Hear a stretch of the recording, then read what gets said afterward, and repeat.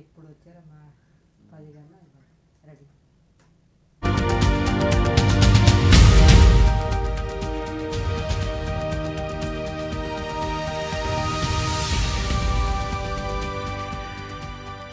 నమస్కారం. దూరదర్శన్ వార్తలకు స్వాగతం. నేను సరోజ. ముందుగా వార్తల్లోని ముఖ్యాంశాలు.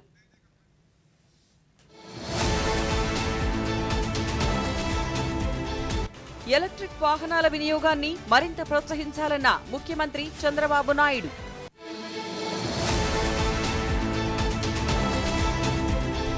రాష్ట్రంలో ఓటర్ల జాబితా ప్రత్యేక సమగ్ర సవరణ గడువు పొడిగించిన కేంద్ర ఎన్నికల సంఘం. ఈ నెల 24 వరకు కొనసాగనున్న ఇంటింటి సర్వే.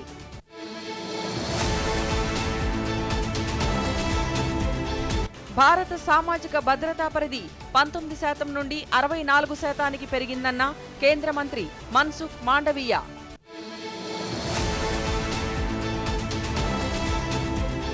ఢిల్లీ జాతీయ యుద్ధ స్మారకం నుంచి శౌర్య విజయ యాత్రను ప్రారంభించిన రక్షణ మంత్రి రాజ్నాథ్ సింగ్.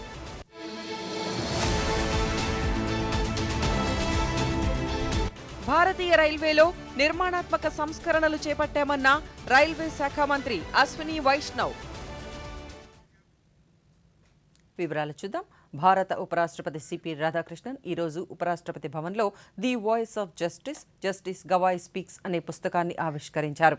భారత మాజీ ప్రధాన న్యాయమూర్తి జస్టిస్ బిఆర్ గవాయ్ ప్రసంగాలు, ఉపన్యాసాలు, ఆలోచనల సమాహారంగా ఈ పుస్తకం రూపొందించబడింది. ఈ సందర్భంగా సభను ఉద్దేశించి ఉపరాష్ట్రపతి ప్రసంగిస్తూ అనుభవం, రాజ్యాంగ క్రమశిక్షణ, ప్రజా బాధ్యతలచే రూపుదిద్దుకున్న న్యాయపరమైన ఆలోచనలను ప్రతిబింబించే ఒక ముఖ్యమైన రాజ్యాంగ పత్రంగా ఈ పుస్తకాన్ని అభివర్ణించారు. ఈ గ్రంథం రాజ్యాంగవాదం, చట్టబద్ధ పాలన, సామాజిక న్యాయం, ప్రజాస్వామ్య పాలనపై విలువైన ఆలోచనలను అందిస్తుందని, అలాగే భారతదేశంలో రాజ్యాంగ చర్చను, న్యాయ పాండిత్యాన్ని బలోపేతం చేస్తుందని ఆయన అన్నారు. Justice Suriganji, which itself reflects the importance and intellectual significance of this work within contemporary constitutional discourse. The title, The Voice of Justice, is particularly meaningful because justice in a constitutional democracy is ultimately sustained by reason, fairness, restraint, and institutional trust. The book engages with a wide range of constitutional themes. These themes include constitutionalism, judicial review, rule of law, freedom of speech. న్యూఢిల్లీలో ఐసీఎల్ఎస్ ట్రైనీలతో కేంద్ర ఆర్థిక మంత్రి నిర్మలా సీతారామన్ ఈరోజు సమావేశమయ్యారు. 2024-2025 బ్యాచ్లకు చెందిన Indian corporate law service ట్రైనీలతో మంత్రి మాట్లాడారు. పాలనలో పారదర్శకత, వ్యాపార సులభతరం కోసం నిరంతరం కృషి చేయాలని ఆమె పిలుపునిచ్చారు. 2047 నాటికి వికసిత భారత్ సాధనలో భాగస్వాములు కావాలని ట్రైనీలను కోరారు.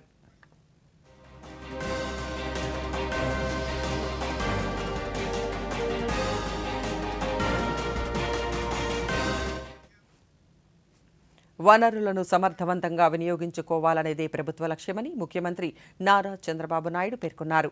అమరావతిలో మంత్రులు, కార్యదర్శులు, హెచ్ఓడీలతో సమావేశంలో ముఖ్యమంత్రి మాట్లాడుతూ ప్రజా సమస్యలను విభాగాల వారీగా విభజించి పరిష్కారానికి చర్యలు తీసుకోవాలని సూచించారు.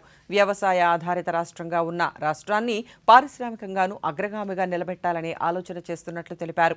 2047 వికసిత భారత్ బాటలోనే స్వర్ణాంధ్ర 2047 విజన్ రూపకల్పన చేసి ఆ దిశగా ముందుకు వెళుతున్నామన్నారు. ఎలక్ట్రిక్ వాహనాలను మరింత ప్రోత్సహించాలని సూచించారు. పాలన చేస్తామని హామీ ఇచ్చాం. 57% మ్యాండేట్ ఇచ్చారు. ఇది అనూహ్యం. First time in the history of Andhra Pradesh. వేరే రాష్ట్రాల్లో కూడా ఇటీవల ఇంత పెద్ద మ్యాండేట్ ఎప్పుడు రాలేదు. Government of India Viksit Bharat 2047, Andhra Pradesh government Swarnandhra 2047 నిర్దిష్టమైన లక్ష్యాలు పర్ క్యాపిటల్, జిఎస్టిపి అన్ని పెట్టుకొని మనం ముందుకు పోతున్నాం. ఇప్పటి వరకు చూస్తే 19 ఎస్ఐపిబి మీటింగ్లు పెట్టాం, 52 కేబినెట్ మీటింగ్లు పెట్టాం. 7 కలెక్టర్ సమావేశాలు పెట్టాం. ఇంకొక పక్కన సిఐఐ, డిపిఐటి ఇవి కూడా పార్ట్నర్షిప్ సబ్మిట్లు 2 పెట్టాం. 3వ దానికి శ్రీకారం చుడుతున్నాం. ఒకప్పుడు పారిశ్రామికవేత్తలను మన రాష్ట్రం మీద నమ్మకం పోయింది, చాలా ఇబ్బందులు వచ్చాయి. ప్రభుత్వ పాలనలో టెక్నాలజీ అనుసంధానం ద్వారా అవసరం లేని బిజినెస్ రూల్స్ను సంస్కరించుకోవాల్సి ఉందని ముఖ్యమంత్రి నారా చంద్రబాబు నాయుడు స్పష్టం చేశారు. బిజినెస్ రూల్స్ రీడ్రాఫ్ట్ చేసేందుకు ఓ కమిటీని ఏర్పాటు చేసి సంస్కరణలు తీసుకురావాలని ముఖ్యమంత్రి దిశానిర్దేశం చేశారు. సచివాలయంలో ఈరోజు రియల్ టైం గవర్నెన్స్ కేంద్రంలో వివిధ ప్రభుత్వ శాఖలు అందిస్తున్న పౌర సేవలు, రాష్ట్రంలో యూరియా లభ్యతపై ముఖ్యమంత్రి సమీక్షించారు. దేవాదాయ, రహదారులు, భవనాలు, ఏపీఎస్ఆర్టీసీ, రవాణా, అగ్నిమాపక, వ్యవసాయ శాఖలు అందిస్తున్న వివిధ సేవలు, ప్రజల నుంచి వ్యక్తమవుతున్న సంతృప్త స్థాయిపై ముఖ్యమంత్రి పలు సూచనలు చేశారు. ప్రభుత్వం ఇచ్చిన ఆదేశాలతో మెరుగైన ఫలితాలు అందేలా నిర్ణయాలు ఉండాలని సూచించారు.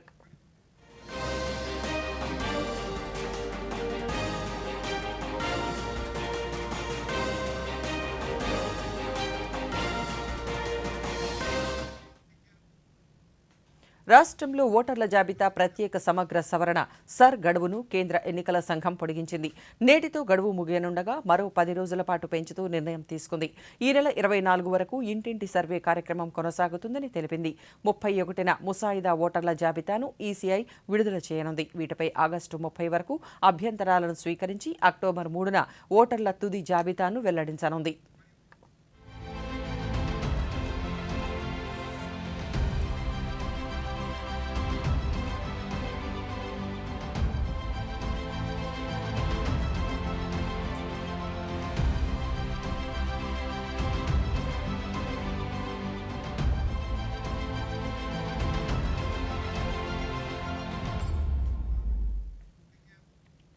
తూర్పుగోదావరి జిల్లా రాజమహేంద్రవరంలో 100 పడకల ఈఎస్ఐసి ఆసుపత్రిని కేంద్ర కార్మిక శాఖ మంత్రి మన్సుఖ్ మాండవీయ ఈరోజు వర్చువల్గా ప్రారంభించారు.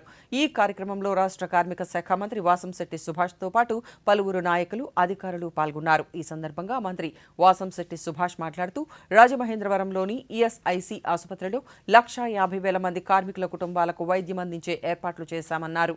ప్రతిరోజు 450 మందికి పైగా వైద్యం అందిస్తుందని తెలిపారు. చిత్తూరు, గుంటూరు, కర్నూలులో అధునాతన ఈఎస్ఐసి ఆసుపత్రులు నిర్మిస్తామన్నారు. ఈఎస్ఐ హాస్పిటల్స్ సుమారు 8 హాస్పిటల్స్కి సూచనప్రాయంగా కేంద్రం ఆమోదం తెలపడం జరిగింది. దాని విషయంలో కూడా కొన్ని ఏరియాల్లో చిత్తూరు, గుంటూరు, అలాగే కర్నూలు వివిధ ప్రాంతాల్లో సైట్ కూడా మంజూరు చేయడం జరిగింది.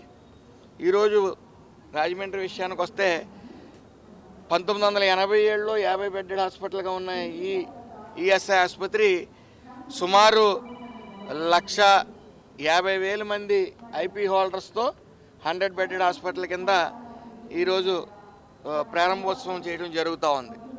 సుమారు గ్రౌండ్ ప్లస్ 2 ఫ్లోర్స్ 3 ఫ్లోర్స్ సుమారు 1,50,000 స్క్వేర్ ఫీట్తో నిర్మితమై ఉంది. ఓపీ కూడా గత ప్రభుత్వంలో సుమారు 150 మించి ఉండేది కాదు ఓపీ. మరి ఈ ప్రభుత్వం వచ్చిన తర్వాత దేశంలో ఏ రాష్ట్రంలో లేని విధంగా రాష్ట్రంలో పరిపాలన జరుగుతోందని రాష్ట్ర సమాచార పౌర సంబంధాల శాఖ మంత్రి కొలుసు పార్థసారథి పేర్కొన్నారు. అమరావతిలోని రాష్ట్ర సచివాలయంలో మంత్రి ఈరోజు మీడియాతో మాట్లాడుతూ ఈ 2 ఏళ్లలో రాష్ట్రాన్ని అన్ని రంగాలలో ముందుంచామన్నారు. స్వర్ణాంధ్ర 2047 లక్ష్యాల సాధనకు అనుగుణంగా పరిపాలన జరుగుతోందన్నారు. మనం చేస్తున్నాను.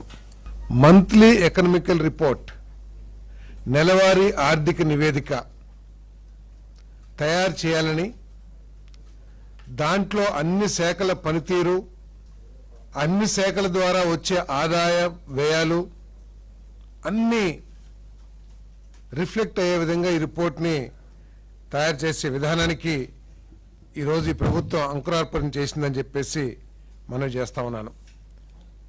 ఈ విధానాన్ని తీసుకురావడానికి మరి ముఖ్యమంత్రి గారు చాలా సమయం వెచ్చించడమే కాకుండా వారికి ఉన్న అనుభవాన్ని రంగరించి ఈ రాష్ట్రానికి దిక్సూచిగా ఒక మంచి డాక్యుమెంట్ని తయారు చేయడానికి రూపకల్పన చేశారని చెప్పేసి కూడా ఈ సందర్భంగా తెలియజేస్తాను. ఆర్టీజీఎస్లో అందుబాటులో ఉన్న రియల్ టైం సమాచారం వినియోగించుకొని అదేవిధంగా ఏఐ టూల్స్ను కూడా వాడుకొని డేటా డ్రివెన్ గవర్నెన్స్ ద్వారా real time results, real time ప్రజల సమస్యల్ని పరిష్కరించే విధంగా, ప్రజలకి మేలు చేకూరే విధంగా మరి ఇప్పుడు స్వల్ప విరామం.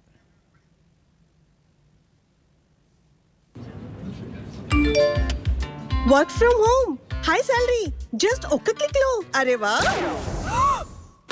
చిక్కుకుంది. తెలియని లింక్స్ ని క్లిక్ చేయకండి. ఆర్బీఐ అంటోంది తెలివిగా ఆలోచించండి, అప్రమత్తంగా ఉండండి. విరామం అనంతరం వార్తలకు పునఃస్వాగతం. కాకినాడ జిల్లాలో ఖరీఫ్ సాగుకు అవసరమైన సాగునీరు, ఎరువుల సరఫరాకు అన్ని ఏర్పాట్లు పూర్తయ్యాయని జిల్లా కలెక్టర్ ఎంఎన్ హరిధర ప్రసాద్ తెలిపారు. కలెక్టరేట్లో ఈరోజు ఆయన మీడియాతో మాట్లాడుతూ ఏలేరు రిజర్వాయర్లో ఉన్న నీటిని గోదావరి పురుషోత్తపట్నం ఎత్తిపోతల పథకం ద్వారా పెంచుతూ ఈ నెల 19 నుంచి ఏలేరు కింద ఉన్న 53,000 ఎకరాల ఆయకట్టుకు సాగునీటిని విడుదల చేయనున్నట్లు ప్రకటించారు. పీబీసీ పిఠాపురం బ్రాంచ్ కెనాల్ కింద 20,000 ఎకరాకు ఇప్పటికే నీటి సరఫరా ప్రారంభమైందని, ఆర్ఆర్బీ ట్యాంక్, తిమ్మరాజు ట్యాంక్, పంపా పరిధి ఆయకట్టులకు కూడా దశల వారీగా నీరు అందజేస్తామని తెలిపారు. వల్ల మనం అనుకున్న జూలై 2వ వారంలో మనం నీరు ఇవ్వలేకపోయాము. కేవలం ఒక 4-5 రోజు డిలేతో జూలై 19వ తారీఖు నుంచి మనము నీటి సరఫరా అనేది మొదలుపెట్టడం జరుగుతుంది. గౌరవ ఉప ముఖ్యమంత్రి వారు ఆదేశాల మేరకు ఇరిగేషన్ శాఖ వారితో చర్చించడం జరిగింది. వారితో డిస్కస్ చేసిన తర్వాత ప్రస్తుతం ఏలేరు రిజర్వాయర్లో ఉన్న 8.68 టీఎంసీని మనము గోదావరి పురుషోత్తపట్నం ఎట్టిపోత పథకం ద్వారా ఆగ్మెంట్ చేసుకొని రాబోయే జూలై 19 నుంచి ఏదైతే ఏలేరు కింద ఉన్న 53,000 ఎకరాలు ఆయకట్టు ఉందో వాటి అన్నిటికి కూడా పూర్తి స్థాయిలో. అమెరికాలోని బోస్టన్లో జరుగుతున్న సెయిల్ బోస్టన్ 2026 వేడుకలలో భాగంగా భారత నౌకాదళానికి చెందిన sail training ship INS Sudarshini పాల్గొంది. సెయిల్ బోస్టన్ 2026 వేడుకలలో భాగంగా చారిత్రాత్మక బోస్టన్ వీధులలో ఐఎన్ఎస్ సుదర్శిని క్రూ క్రాడెట్లు ఘనంగా మార్చి చేశారు. భారతదేశ సుసంపన్నమైన నౌకాయాన వారసత్వాన్ని ఈ అంతర్జాతీయ వేదికపై సగర్వంగా చాటి చెప్పారు.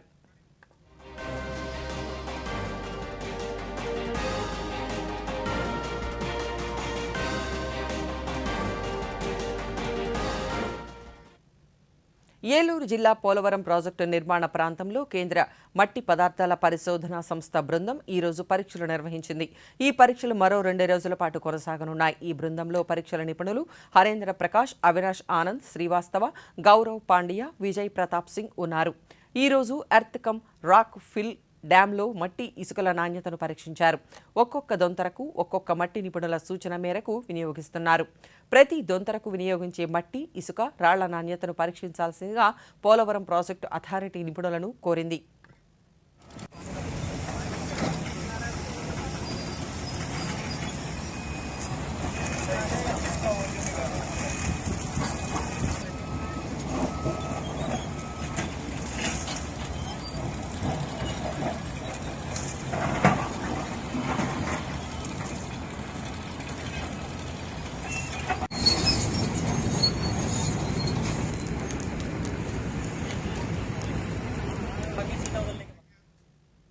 పర్యావరణ పరిరక్షణకు ఆధ్యాత్మికతను జోడిస్తూ పార్వతీపురం మన్యం జిల్లాలోని పాలకొండ శ్రీ కోటదుర్గ అమ్మవారి దేవస్థానంలో శ్రీ వనదుర్గ మహోత్సవాన్ని వినూత్నంగా నిర్వహిస్తున్నారు.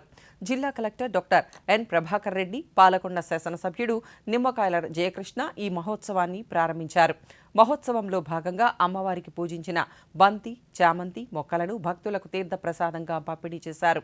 ఆలయ ప్రాంగణంలో బంతి, చామంతి తదితర పుష్ప మొక్కల నడుమ అమ్మవారిని నవదుర్గ స్వరూపంగా ప్రతిష్ఠించి ప్రత్యేక పూజలు నిర్వహించారు.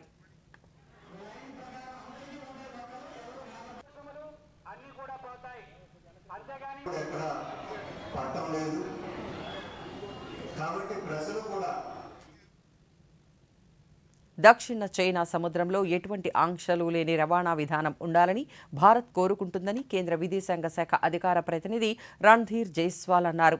ఈ రోజు న్యూఢిల్లీలో నిర్వహించిన వారాంతపు మీడియా సమావేశంలో ఆయన మాట్లాడుతూ పాక్ ఆక్రమిత కాశ్మీర్లో ప్రస్తుతం జరుగుతున్న పరిణామాలు గత కొన్ని దశాబ్దాలుగా జరుగుతున్న క్రమబద్ధమైన దోపిడీకి నిదర్శనమన్నారు. అంతర్జాతీయ సమాజం ఈ విషయంలో Pakistan జవాబుదారీతనాన్ని కోరుకుందని ఆశిస్తున్నామన్నారు.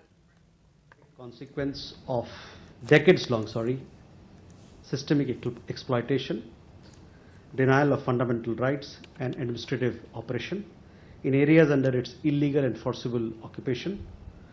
Rather than addressing the legitimate grievances of the local population, the Pakistani state has responded with excessive police brutality, including against helpless women and children, blocking essential supplies including of food and medicine, enforcing internet blackouts and deploying lethal force against unarmed civilians that has led to tragic.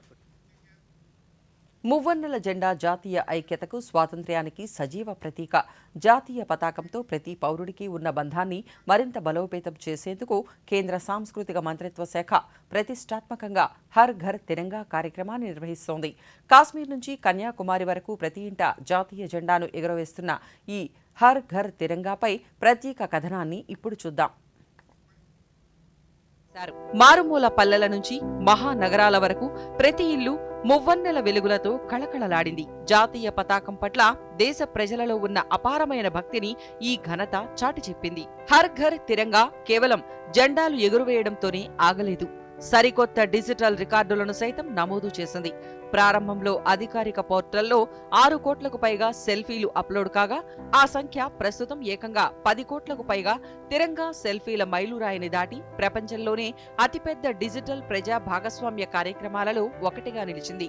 మరోవైపు చండీగఢ్లో ఏకంగా 5,885 మంది ప్రజలు ఒకే చోట చేరి గాల్లో రెపరెపలాడుతున్న భారీ జాతీయ జెండా ఆకారాన్ని మానవహారంగా నిర్మించి ప్రతిష్టాత్మక గిన్నిస్ వరల్డ్ రికార్డు సృష్టించి సరికొత్త చరిత్రను లిఖించారు. ఈ ఉద్యమ స్ఫూర్తితో దేశవ్యాప్తంగా లక్షలాది మంది పౌరులు స్వచ్ఛందంగా తిరంగా యాత్ర బైక్ ర్యాలీలు, మెగా మారథాన్లు, స్వచ్ఛతా డ్రైవ్లు, దేశభక్తి పెయింటింగ్ పోటీలు, క్విజ్ కార్యక్రమాలలో చురుగ్గా పాల్గొన్నారు. లక్షలాది వాలంటీర్లు ప్రతి పల్లెకు వెళ్లి జాతీయ జెండా నియమాలను, దాని వెనుక ఉన్న అమరవీరుల త్యాగాలను వివరిస్తున్నారు. హర్ ఘర్ తిరంగా ఉద్యమం నవ భారత నిర్మాణంలో ఒక సువర్ణ అధ్యాయం. ఈ స్ఫూర్తితో ప్రతి పౌరుడు దేశాభివృద్ధిలో భాగస్వామి కావడమే వికసిత భారత్కు నిజమైన బాటగా నిలుస్తోంది. ప్రధానమంత్రి నరేంద్ర మోదీ నాయకత్వంలోని కేంద్ర ప్రభుత్వం కార్మికుల హక్కులను బలోపేతం చేస్తూనే సబ్కా సాథ్ సబ్కా వికాస్ దార్శనికతతో సంపూర్ణ అభివృద్ధికి కట్టుబడి ఉందని కేంద్ర కార్మిక శాఖ మంత్రి డాక్టర్ మన్సుఖ్ మాండవీయ తెలిపారు. హైదరాబాద్లో బ్రిక్స్ ట్రేడ్ యూనియన్ ఫోరం సదస్సులో కేంద్ర మంత్రి మాట్లాడుతూ employees provident fund organisation, EPFO, employees state insurance, ESI వంటి పథకాలు లక్షలాది మంది కార్మికులకు పెన్షన్, ప్రావిడెంట్ ఫండ్, ఆరోగ్య బీమా ప్రయోజనాలను అందిస్తున్నాయని మంత్రి అన్నారు. భారతదేశ సామాజిక భద్రతా పరిధి 19% నుండి 64% పెరిగిందని పేర్కొన్నారు. భవిష్యత్తు అవసరాలను తీర్చడానికి భారత్ శ్రామిక శక్తికి నైపుణ్య శిక్షణ ఇవ్వడానికి ప్రాధాన్యత ఇస్తోందని తెలిపారు. India remains committed to inclusive and holistic development. We firmly believe that economic growth and workers' welfare are not competing priorities, rather they are complementary pillars of sustainable development. This philosophy has guided India's labour reforms. The historic 4 labour codes have subsumed 29 old labour laws and simplified the country's labour ecosystem. Tadicherla గనులకు త్వరలోనే అన్ని అనుమతులు ఇచ్చి బొగ్గు ఉత్పత్తి ప్రారంభిస్తామని కేంద్ర బొగ్గు శాఖ మంత్రి జి కిషన్ రెడ్డి వెల్లడించారు.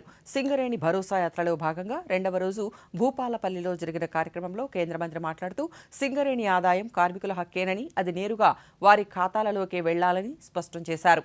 దక్షిణ భారతదేశ విద్యుదుత్పత్తిలో సింగరేణి కీలక పాత్ర పోషిస్తోందని కిషన్ రెడ్డి పేర్కొన్నారు.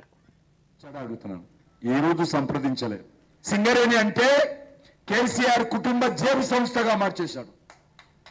కేసీఆర్ కొడుకు, కేసీఆర్ అల్లుడు, కేసీఆర్ కూతురు ఇష్టారాజ్యంగా ఈ యొక్క సింగరేణిని దోపిడీ చేసిన విషయం వాస్తవం కాదా?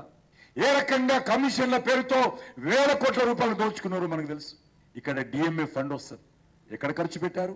ఇక్కడ ఖర్చు పెట్టాలి. ఎందుకు పెట్టాను డిఎంఏ ఫండ్? నరేంద్ర మోడీ గారు ప్రధానమంత్రి అయిన తర్వాత డిస్ట్రిక్ట్ ప్రాంతాల్లో, ఇక్కడ కార్మికులు నివాసం ఉన్నటువంటి ప్రాంతాల్లో వాళ్ళ ఆరోగ్యం విషయంలో, ఉపాధి విషయంలో, మౌలిక వసతుల కోసం డిఎంఎఫ్ ఖర్చు పెట్టాలి.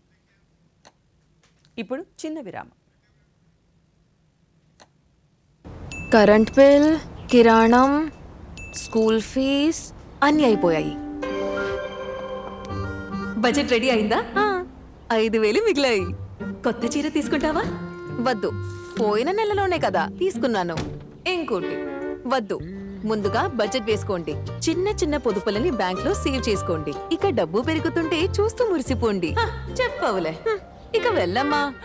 ఆర్బీఐ అంటోంది, పొదుపు చేసే వనిత సాధిస్తుంది ఘనత.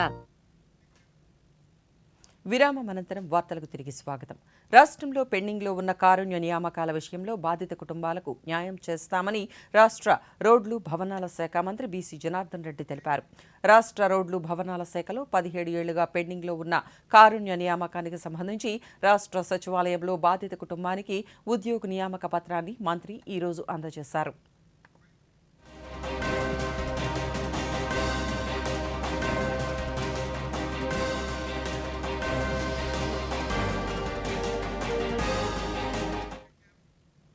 తిరుమల తిరుపతి దేవస్థానంలో వివిధ ట్రస్టులు, స్కీమ్లకు విరాళాలను అందించే దాతలకు కల్పిస్తున్న ప్రివిలేజెస్లో పలు మార్పులు చేస్తున్నట్లు ఆలయ చైర్మన్ బిఆర్ నాయుడు తెలిపారు.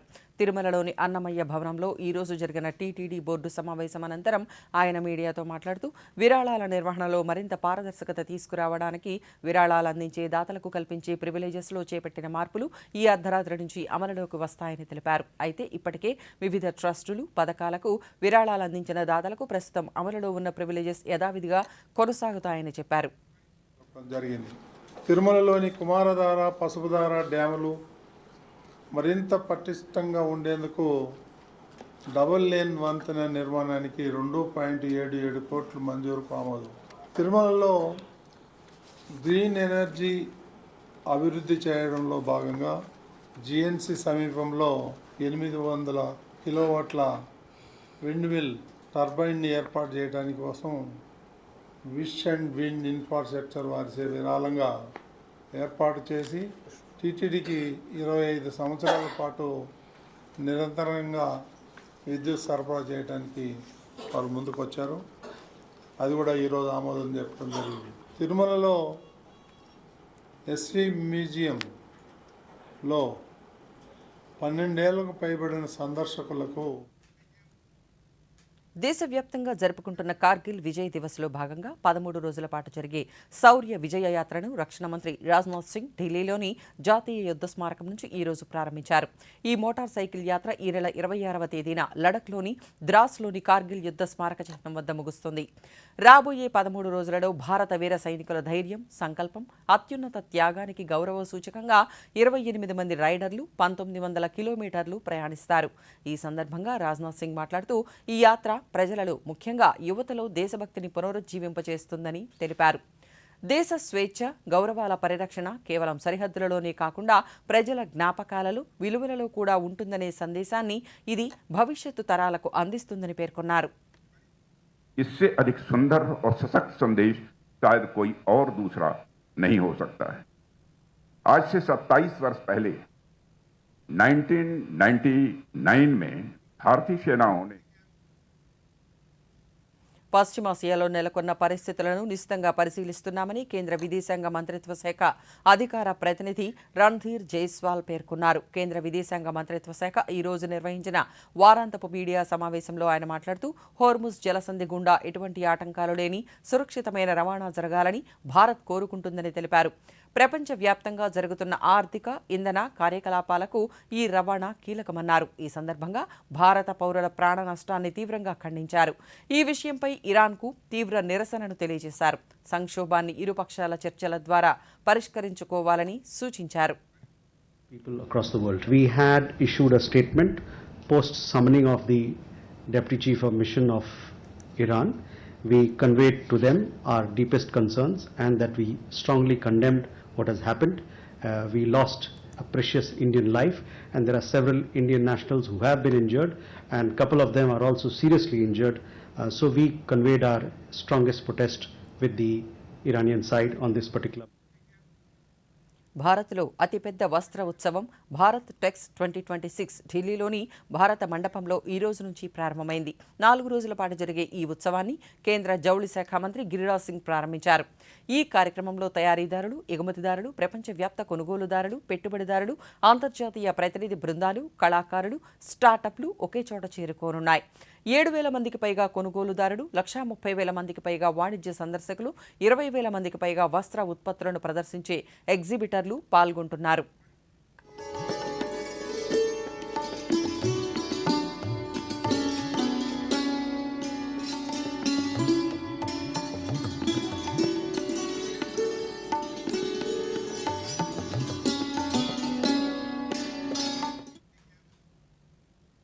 భారతీయ రైల్వేలో నిర్మాణాత్మక సంస్కరణలు చేపట్టనున్నట్లు కేంద్ర రైల్వే శాఖ మంత్రి అశ్విని వైష్ణవ్ తెలిపారు. ఢిల్లీలో ఈ రోజు నిర్వహించిన మీడియా సమావేశంలో కేంద్ర మంత్రి మాట్లాడుతూ రైల్వేల ఆధునికీకరణకు 52 వారాలలో 52 వ్యవస్థాగత మార్పులు తీసుకురానున్నట్లు ఆయన తెలిపారు. ఫ్లై యాష్ను రవాణా చేయడానికి ప్రత్యేక రైల్వే క్యాబిన్లను తయారు చేస్తున్నట్లు ఆయన ప్రకటించారు.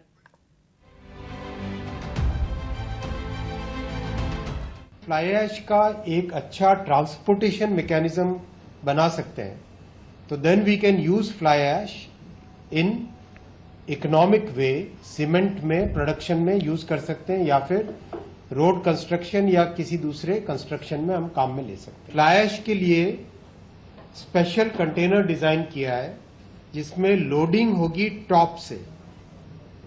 एक कंटेनर अगर आप इमेजिन कीजिए, लोडिंग टॉप से होगी और उसका डिस्चार्ज होगा साइड से. कंटेनर के अंदर है तो वो धूल मिट्टी होने का उसका पॉसिबिलिटी नहीं. दूसरा, जब आपको यूज करना हो उसको, आज सीमेंट का प्रोडक्शन में इसका इतना రేపటి నుంచి భారతీయ ఎగుమతులలో 99% వస్తువులకు యూకేలో సుంకం ఉండదని కేంద్ర వాణిజ్య మంత్రిత్వ శాఖ కార్యదర్శి రాజేష్ అగర్వాల్ తెలిపారు. ఈ రోజు న్యూఢిల్లీలో నిర్వహించిన ప్రత్యేక మీడియా సమావేశంలో ఆయన మాట్లాడుతూ భారత్ యూకే సమగ్ర ఆర్థిక వాణిజ్య ఒప్పందం రేపటి నుంచి అమలులోకి రానుందని, ఈ ఒప్పందం భారత్కు చాలా ప్రతిష్టాత్మకమైందన్నారు. This is one of its first FTA of its kind, which establishes a future-oriented economic architecture between the two major economies of the world. This is also one of the most ambitious and aspirational. Gaming అంటే సమయాన్ని వృధా చేయడం అని అనుకుంటే పొరపాటు పడినట్లే. నేడు దేశంలో gaming అనేది యువతకు కేవలం వినోదాన్ని ఇచ్చే సాధనం మాత్రమే కాదు, సరికొత్త నైపుణ్యాలను, అద్భుతమైన కెరీర్ అవకాశాలను అందించే ఒక మహోన్నత డిజిటల్ వేదికగా అవతరించింది. గేమింగ్ అనేది ఇప్పుడు కేవలం స్క్రీన్కే పరిమితం కాకుండా వర్చువల్ రియాలిటీతో అనుభూతిగా మారింది. క్రీడాకారులకు అసలైన ట్రాక్పై డ్రైవ్ చేస్తున్నట్లే అత్యుత్తమ అనుభవాన్ని అందిస్తాయి. ఇటీవల కాలంలో ఈ స్పోర్ట్స్ టోర్నమెంట్ల నుంచి ప్రొఫెషనల్ గేమింగ్ వరకు యువత నుంచి భారీగా ఆదరణ లభిస్తోంది.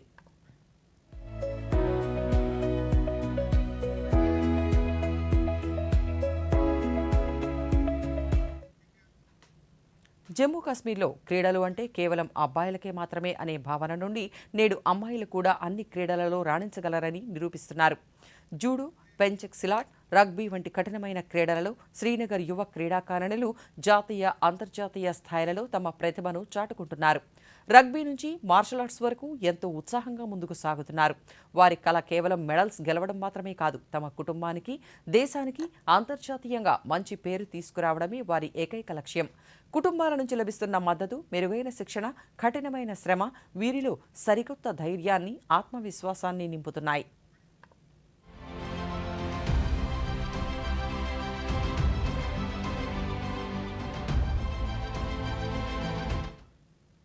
పశ్చిమ బెంగాల్లో సుమారు 82,000 కోట్ల విలువైన మౌలిక సదుపాయాల ప్రాజెక్టులకు సంబంధించిన అడ్డంకులను తొలగించే దిశగా కేంద్ర ప్రభుత్వం కీలక చర్యలు చేపట్టింది. కేంద్ర వ్యవసాయ శాఖ మంత్రి శివరాజ్ సింగ్ చౌహాన్, ముఖ్యమంత్రి సువేందు అధికారి మధ్య ఉన్నత స్థాయి సమావేశం జరిగింది. ఈ సమావేశంలో ప్రధానమంత్రి ఆవాస్ యోజన కింద రాష్ట్రానికి 1,00,000 కొత్త ఇళ్ల నిర్మాణానికి ఆమోదం లభించింది. ప్రధానమంత్రి సడక్ యోజన కింద కూడా 1,000 కోట్లు కేటాయించినట్లు కేంద్ర మంత్రి ఈ సందర్భంగా తెలిపారు. सुरक्षित, आत्मनिर्भर और विकसित भारत का निर्माण हो रहा है। लेकिन विकसित भारत बिना पश्चिम बंगाल के विकसित हुए नहीं बन सकता। पहले जब पश्चिम बंगाल की इस पवित्र धरा पर आते थे तो मन व्यथित होता था, आत्मा रोती थी, विकास के कार्य बाधित थे, केंद्र सरकार की योजनाएं ढंग से नीचे पहुंचती नहीं थी। लेकिन आज मन में बहुत संतोष है। प्रधानमंत्री जी के मार्गदर्शन में, शुभेंदु जी के नेतृत्व में अब पश्चिम बंगाल प्रगति और विकास की नई ऊंचाइयां छूने का सफर प्रारंभ कर चुका है। मित्रों, पश्चिम बंगाल में इंफ्रास्ट्रक्चर डेवलपमेंट के, चाहे वो रोड्स हो, हाईवेज हो, रेलवे हो, मेट्रो हो, गैस पाइपलाइन हो। వార్తలు ముగించే ముందు ముఖ్యాంశాలు మరొకసారి.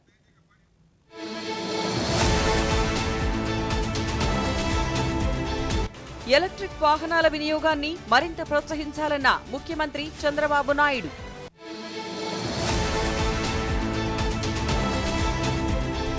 రాష్ట్రంలో ఓటర్ల జాబితా ప్రత్యేక సమగ్ర సవరణ గడువు పొడిగించిన కేంద్ర ఎన్నికల సంఘం. ఈ నెల 24 వరకు కొనసాగనున్న ఇంటింటి సర్వే.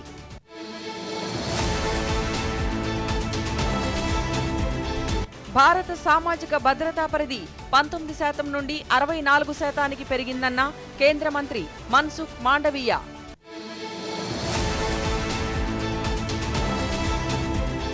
ఢిల్లీ జాతీయ యుద్ధ స్మారకం నుంచి శౌర్య విజయ యాత్రను ప్రారంభించిన రక్షణ మంత్రి రాజ్నాథ్ సింగ్.